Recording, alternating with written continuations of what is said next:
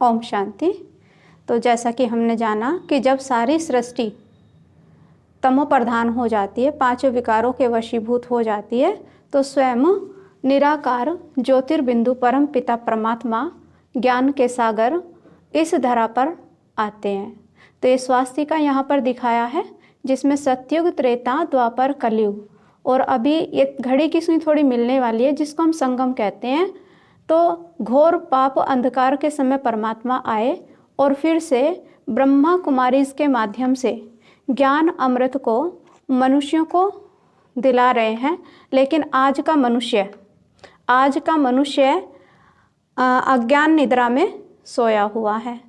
तो जैसे कि दिखाते हैं ना कुंभकर्ण, तो बताया जाता है कि कुंभकर्ण एक ऐसा व्यक्ति था जो 6 महीने जागृत रहा और 6 महीने सोता था। लेकिन आप इस पर विचार करें, क्या कोई व्यक्ति ऐसा हो सकता है जो 6 महीने सोए और 6 महीना जगे? अगर हम कितना भी थक जाएं और हमें कोई 24 घंटे भी सोने के लिए कहे, तो क्या हम सो सकते हैं? तो हम जान सकते हैं कि कोई भी नहीं सो सकता है। तो इसका यथार्थ भाव क्या है?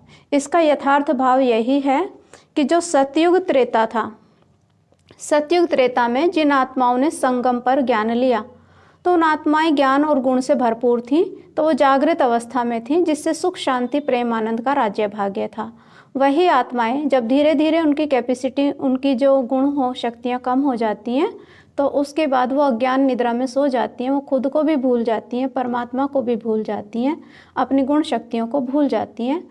तो ये माना 6 महीने कुंभकर्ण जो दिखाया, 6 महीने जागृत अवस्था, वो मनुष्य ऐसा था जो 6 महीने जागृत रहे और 6 महीने अज्ञान निद्रा में सोए हुए थे।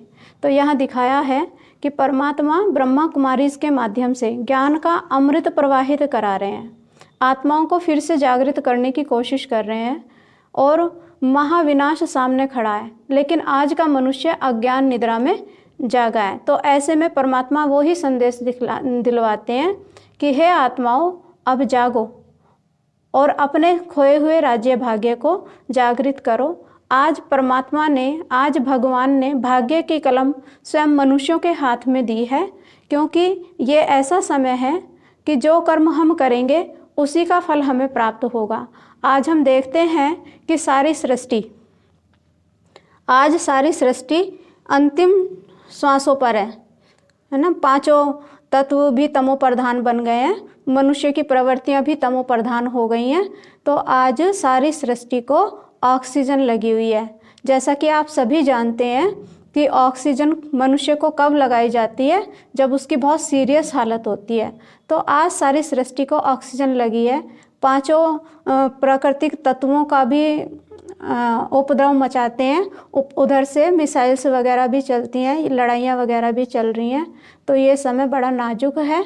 तो ये समय है स्वयं को जागृत करने का, और अभी नहीं तो कभी नहीं। आज परमात्मा ने भाग्य की कलम हमारे अपने हाथ में दी है। तो अब जागो, ये जागने का समय है। खुद भी जागें और दूसरों को भी जगाएं और अपने घर परिवार में, अपने जीवन में सुख शांति को प्राप्त करें। ओम शांति।